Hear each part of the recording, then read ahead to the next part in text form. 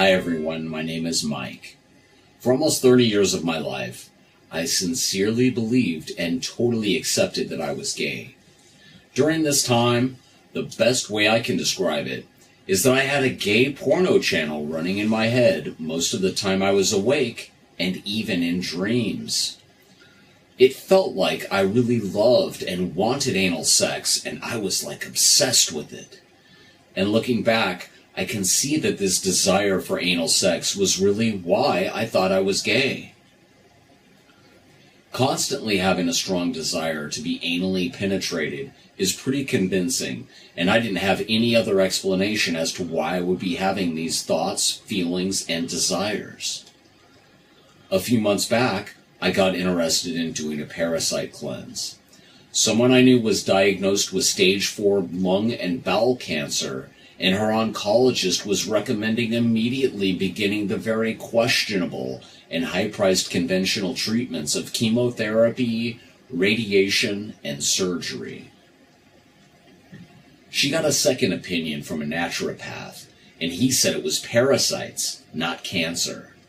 So, she started parasite cleansing and started flushing out massive amounts of parasites. One morning when she woke up, she actually coughed up a worm from her lung. Actually, I don't know if I should call it a worm. I saw the picture she took of it, and it looked more like some kind of slug with 2 antennas. Very weird thing to cough up. Her low-life oncologist told her it was diseased lung tissue, and she needed to be on the high-priced chemo he was trying to sell her.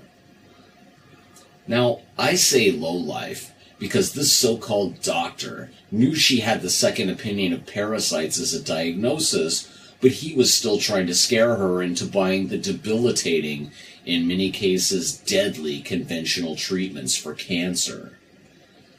Why would a doctor do that? Well, let's see. If the patient believes the cancer diagnosis, it's tens of thousands to hundreds of thousands of dollars that the doctor pockets, and in the unlikely event of a patient surviving the treatment, they will be dependent on the doctor for appointments and prescription drugs for the rest of their miserable life. If the patient believes the parasite diagnosis, the doctor don't get doodly squat, and the patient naturally heals using non-toxic herbs and has no further use for the doctor. Obviously, this doctor cares only for the money, not the patient, so I call him a lowlife. Her experience got me intensely interested in doing a parasite cleanse myself. So my best friend and I started doing a parasite cleanse using turpentine and a few traditional anti-parasite herbs. Now, I need to let you know that not just any old turpentine from the hardware or art store is suitable for internal use. I found out about using turpentine for parasite cleansing from Dr. Jennifer Daniels, and I highly recommend that anyone considering making use of turpentine go and study the materials found on her website at the link in the description below. About 2 weeks into the cleanse, I noticed that the sugar I was using in my coffee was making me feel sick to my stomach. This was totally new to me, as I've always used sugar in my coffee and indulged in sweet things daily. When I noticed this, I stopped using sugar, and to my surprise, the coffee tasted great without it. It turns out that sugar cravings are a symptom of parasite infestation, because sugar is one of the parasite's favorite foods. This experience confirms something I had read about, how parasites can control what you think you want and make you crave what the parasite wants. I realized it wasn't me craving the sugar. It was the parasites that wanted it, and they had some way of making me think that I wanted it. In reality, sugar is really bad for the body and can destroy your health. A couple days later, I noticed that I wasn't feeling my normal interest in sex. At the time, I just considered that I was really wore out and tired from the vigorous parasite cleansing and flushing I was doing. When a person is heavily parasitized, parasite cleansing can be a real ordeal, mentally and physically. It's not unusual that the mind-controlling parasites will make you think and feel like they think and feel. That if you continue with a parasite cleanse, you might die. That's how turpentine makes them feel, so that's how they make you feel too. This happened to me, and when I told my friend that I was going to quit parasite cleansing, he asked me if it was me or the parasites talking. He explained to me that this was just more evidence that parasites can make you love what they love and hate what they hate. He also pointed out that it shows that I was really damaging the parasites, sort of hitting them where it hurts, and they were fighting back with everything they had, and they were losing the fight. Parasites really, really hate turpentine. So I decided to continue the cleanse no matter how I felt.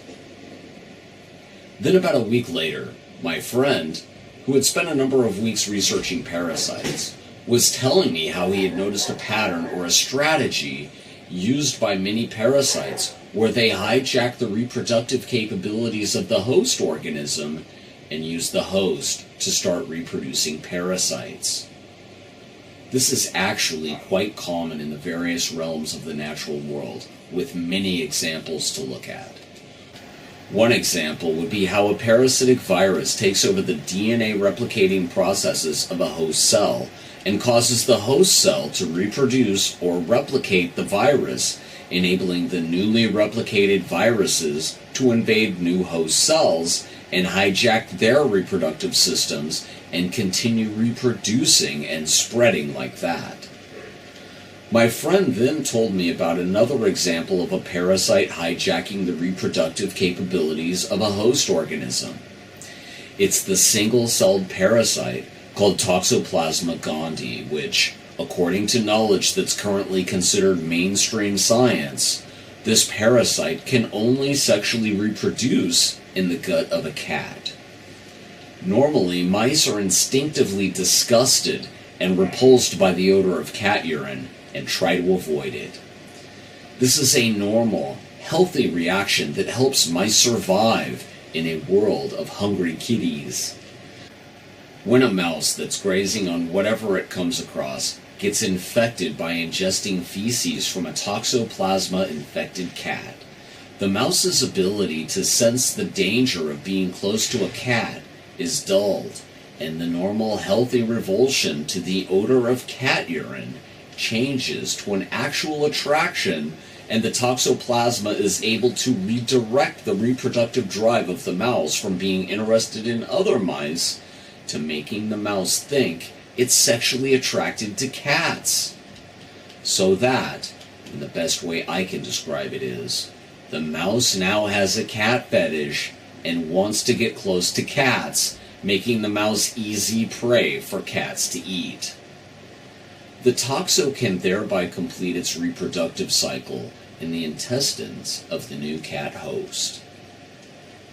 My friend then shared with me his rather stunning hypothesis. I think of it as an observation or insight, that in humans it's parasites that create the interest, desire, and attraction for anal sex, whether it's in men or women, straight or gay, to facilitate the parasite's reproductive cycle and accomplish spreading of the parasites to new hosts. Suddenly, I realized that my desire for anal sex was exactly like the toxoplasma-infected mouse looking for sex with a cat. Now beyond the parasite's influence, I realized that anal sex is nothing more than behavior driven by parasites that enables and facilitates the spread and reproduction of the parasites. And as with the sugar, I could see it's the parasites that want it, not the human. In that moment, I was able to see exactly what he was telling me in the light of my own experience of almost 30 years of daily thoughts of gay sex, which had ended a few days before this revelation, when these desires and urges went away along with the parasites I was flushing. I was blown away, and I was able to verify that his observation was correct, and I realized I was now free from the influence of whatever parasite or parasites got me thinking and acting like I was gay. I realized I never was gay. What was actually happening was that my body was infested by a parasite that can hijack the human reproductive instinct and redirect it from a focus on genitalia, reproductive organs, to a focus on the part of the body that's party central for parasites, enabling them to feed, reproduce, and spread, just like we see in the animal and insect kingdoms, in species after species. You would not believe the volume of different kinds of worms, flukes, and other life forms that came out of my body, both living and dead. Some of the stuff that came out was like it was from some sort of horror movie.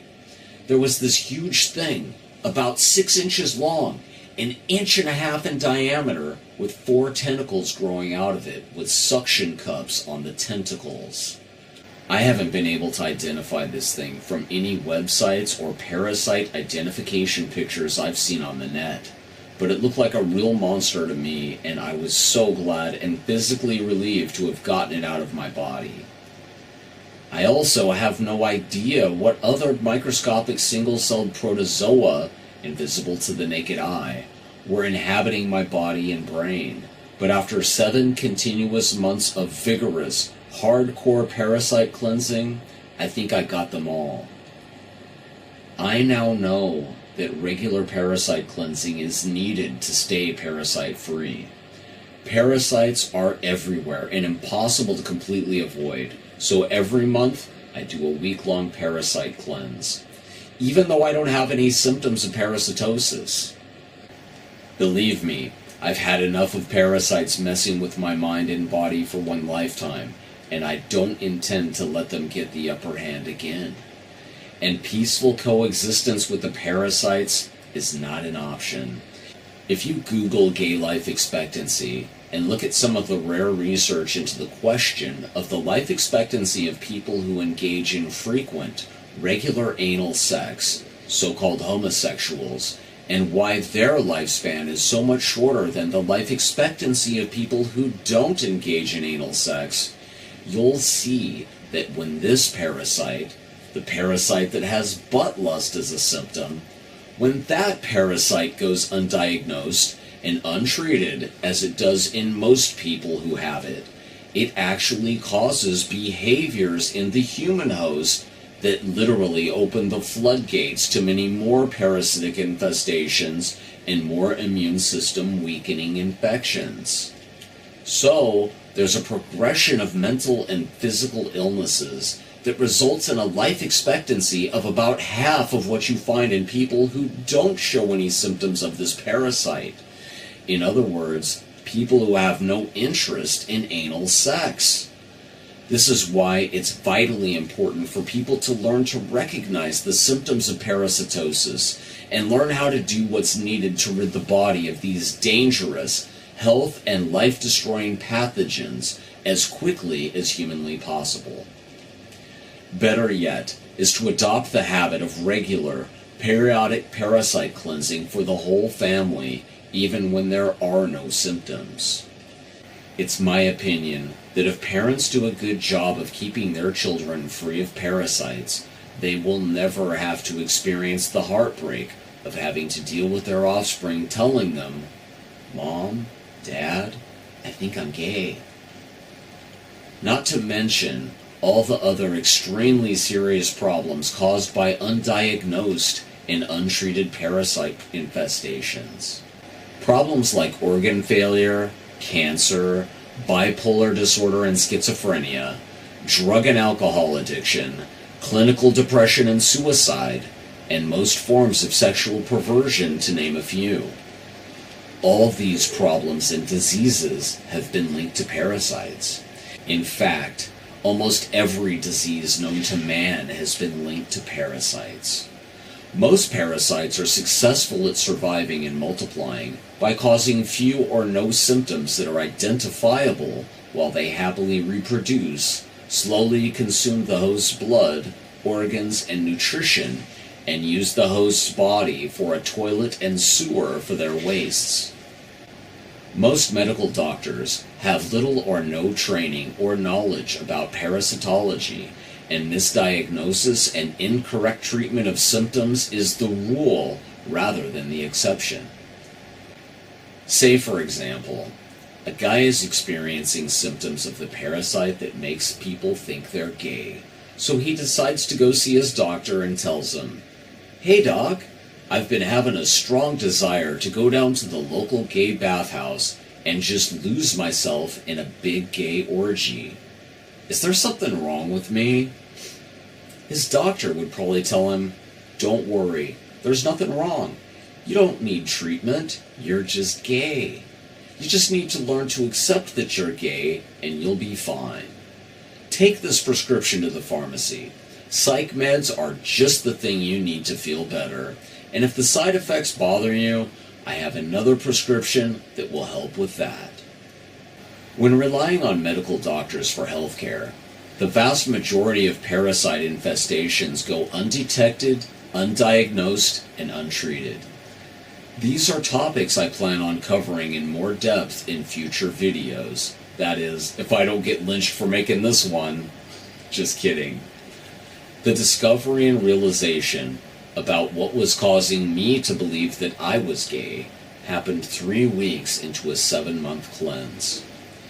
That was over 9 months ago, and the gay porno channel that was in my head has not come back on.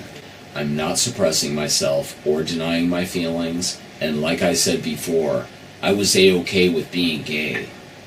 But, in an instant, a lifetime of habits, I'm 45, so my lifetime of mental habits and reactions unexpectedly came to an end.